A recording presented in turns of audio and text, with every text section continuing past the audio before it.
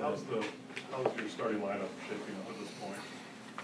Oh gosh, I'm completely honest. I'm not sure what I'm going to do. I got mad at everybody yesterday. I got mad at Joel when he wasn't even practicing. So I'm really not sure what I'm going to do. I got to make a decision before game time tomorrow. So. How has 7th progressed from a year ago to now? He's better. He's shooting the ball better. I was mad at him at the scrimmage. I was mad at him yesterday. But as I said, I was mad at everybody yesterday. But his shot's going in much more, for sure. What about Felton?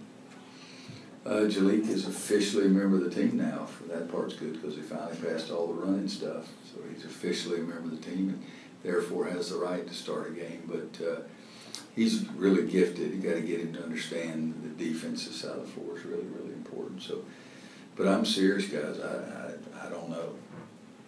The starting lineup issue, is that just at the point, or is that kind of a lot of them? Well, the whole thing, because, I mean, and they're nagging injuries. Joel's not going to play. Cam went down. He didn't practice yesterday. Kenny sprained his ankle yesterday. Theo sprained his ankle the day before. I mean, I really don't. I'd love to tell you I'm going to go bam, bam, but Luke's going to start. If he gets hurt today, I'll never freaking tell you that again the rest of my life. Has Joel been able to do very much physically? His left hand is getting a lot better. I mean, he went up yesterday and dunked one left hand. First of all, for Joel Berry to dunk one at all, but he went up and dunked one left handed yesterday. It's pretty impressive. But he's spent a lot of time in the gym. I mean, he's spent as much time in the gym as he would if he had not been hurt. But he's really working on his left hand ball handle, left hand layups, left hand stuff in close, to just being able to do that. Because I would say most of you have never seen him shoot a left-hand shot. Can he do much with his right hand right now? Nothing. Well, still. Now he's dribbling. Okay. He just started that, I guess, Monday, I guess. Okay. Is there an update to that 4-week timeline, or still the same? Still the same. He's progressing nicely, knock on wood again. He's dribbling now, he's shooting, and now, I guess, yesterday, maybe the first day I saw him shoot the ball right-handed. And he's doing everything in close because we've got to make sure he has no pain. We asked about the freshman big men at your media day 3 or 4 weeks ago. How have the freshman big men progressed since then? What would you like out of that group? Garrison is farther along than the rest of them. More than likely he will start. Sterling is getting better.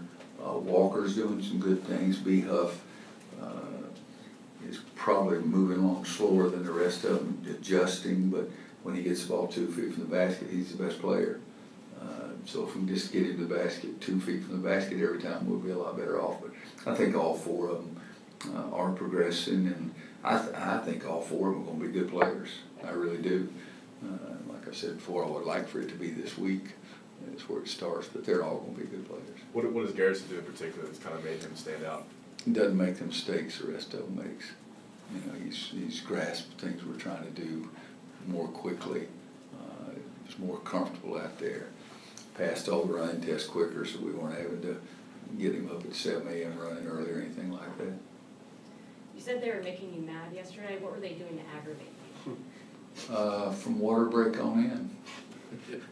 There's nothing they did that I liked, so just one of those bad days. Was that relative to where they should be with the game tomorrow, or was that? No, I was frustrated. I was really frustrated, and I didn't think we were using our brain as the biggest answer to the young lady's question. I mean, you know, I know we're not stupid, so let's not play that way. But I was very disappointed in practice yesterday. Coach, you signed 3 high school recruits. One in Espo, Nazir Little, who was describing... Nasir. Yeah, Nasir, I'm sorry. Who was describing those, yeah. What gave you confidence that he wasn't involved in any way? I trust him, trust his family. I've gotten to know all 3 of them. Just because something's written down on paper doesn't mean it's actually happened. They even went forward and did some kind of statement. You know, so I trust him. And Coach McGrath mentioned that in a podcast recently that, you know, you guys couldn't recruit some people because of the guys who were calling the shots for some recruits. Who are those guys calling the shots? You know, why would I come out and say something like that? Come on. I choose who I want to recruit regardless of what. You say. I pick guys that I want to recruit. On that class, Did you finish? Oh, yes. Yeah. Okay. on that class, 24/7 Sports has it ranked as the #1 class in the country. Obviously, that's kind of a shift from the last couple of years. How's that make you feel? Obviously, makes you feel good, but what's that kind of like? Kind of getting back to that caliber player that I guess UNC is used to. Well, we did have a little bit of a drought there for a while.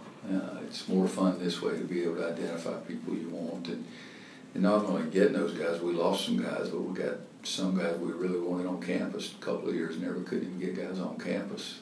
Couldn't even get them to visit, but we've been involved with some very good kids, and we really love those three we got. I'm extremely happy with them. I can't imagine at this moment anybody in the country is any happier with their three kids than the three that I am. We saw you, I guess, right after the NCAA ruling, and you said, it'd be nice to be able to recruit without this hanging over you. Now that there's been some time, is there a difference? Now that there's actually been recruiting time you've been able to put in? Well, I think the difference was not the ruling. I mean, the difference, it started earlier. Number one, let's be honest, going to the national championship game 2 years in a row sort of helps you. And winning the second one, and that doesn't hurt you. That helps, number one. The fact that some of those guys were told you're never going to compete in the NCAA tournament game, and they did, gives people confidence. I think the fact that they could see closure to it, that it was all three of those kids committed to us before the final ruling, and I think they trusted us and believed us. So I think it's all three of those things. But the biggest one probably is just that, well, two biggest ones. We won, and we've been on the biggest stage there is for 2 years in a row, and guys see they can do that here. And then the fact that they did trust what we were saying about it. Coach, you've been at this a long time. Do you still get goosebumps? You get butterflies before the season opener? The way we practiced yesterday, I had a buckload of fear. That's what it was, a bucket load of it. But it's, yeah, I get fired up. I'm excited about it, but I'm not excited about it unless we practice better today. But yeah, yesterday was not good. But no, the day that I don't get excited about it, I'll call 2 or 3 of you and tell you you'll see somebody else up here, and I'll go to the golf course. Won't have a press conference or anything. I'll just leave. How much of a difference is it a year to now, as far as the experience you had back last year to where you are now? I mean, yeah, it's a huge deal. The last 2 years we've had veteran teams. We had Bryce and Marcus, and they had started the year before, and had Joel, and had Justin and Theo and Joel, and they had played. And so that year we went really quickly. And last year, the only player that played early for us was Tony. And so Tony did a nice job of picking things up, and I think it's sometimes easier for a big man for sure than it is a point guard. Just go rebound the ball. That'll help you. But I think the last 2 years I've been spoiled rotten, and now somebody's getting even with me. How 7th and Jalik handled kind of Jalik.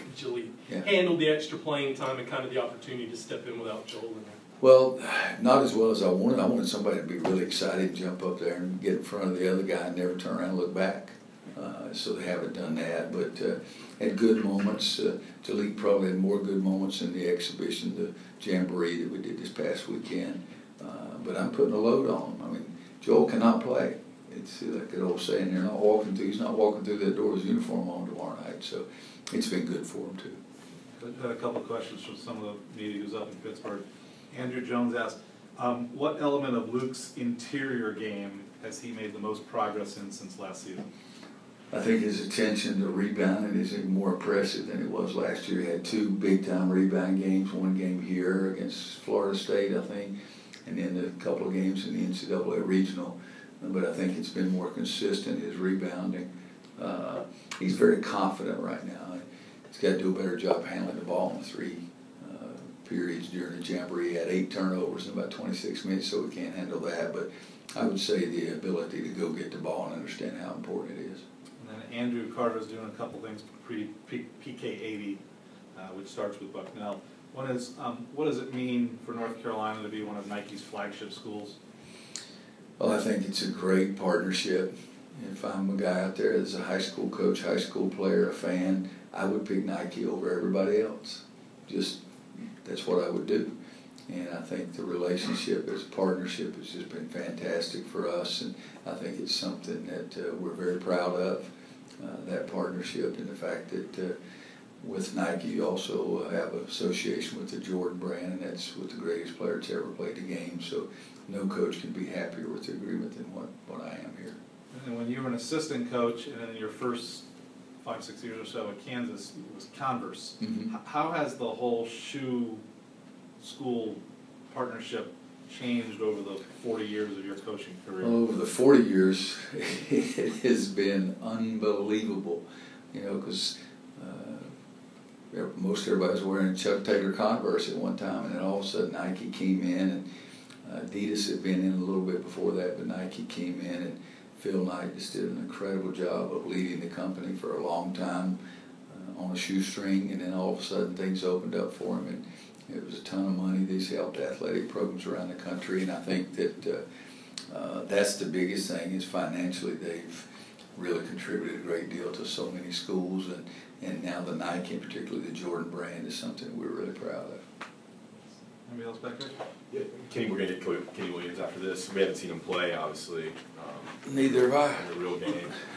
What do you kind of expect from his growth, you know, entering his junior season? Tell him that I said I expect a heck of a lot better practice than yesterday, and him not getting hurt. He sprained his ankle a little bit yesterday, so he's been really doing a nice job, probably developing more leadership skills, and that's showing up more than anybody. It's been our best perimeter player getting to the backboards and getting offensive rebounds, because that's the biggest thing, guys. We've got to be able to rebound the ball. If we don't rebound the ball, we're not going to be successful. And I think he understands that. He's been our best perimeter defender for a little over a year, and I still think he is that. What makes him a good perimeter defender? What goes into that? He wants to be. You know, it's all it is. You got to want it badly enough, and he sees that as his niche, that he gets special treatment, more minutes, and all those kind of things too. But he really wants to help us in that way. If we get a few more guys to buy into it and have the natural instincts that he does, then I think what you'll see is a much better defensive team. Do you sense more confidence out of him? What's that? Do you sense more confidence out of him? His first year obviously was he didn't play a lot with all the veterans, but he got his first chance to really play more, and then the injury happened. Is confidence okay with him? Yeah, I think his confidence is good. It's at a high level. He's got to make sure he doesn't get shook that if the first or second or both shots don't go in, and let that be a big enough negative for him. So we have to wait and see if he's going to get through that. But I thought that he was confident last year, and maybe the game before he got hurt, would that have been the Notre Dame game? It's close. Might have been his last game. It's His close. state was when he, yeah. Duke was his last game. Okay, well, the Notre Dame game was close. Yeah. A couple of games and made a bunch of shots up there in Greensboro. But, no, yeah, I think his confidence was pretty high last year when he went down.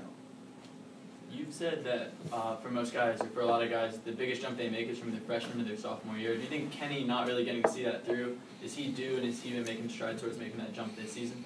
That's a good way to put it, you know, because he missed quite a bit of time his sophomore year. But he is confident and feels very secure, is not stressed by everything we're asking him to do, how many plays we're asking him to remember, and being responsible defensively. So I hope that happens. I'd like that.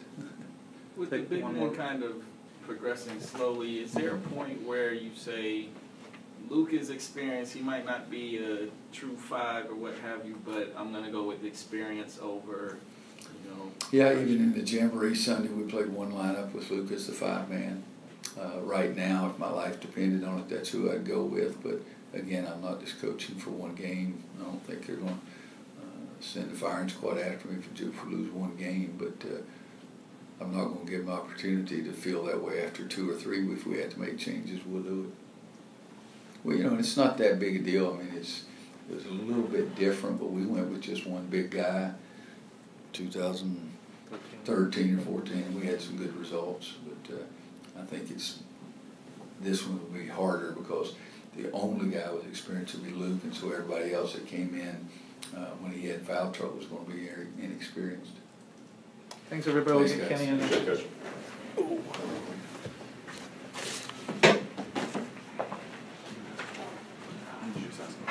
The last question? Yeah. Was about Kenny. He's the only one.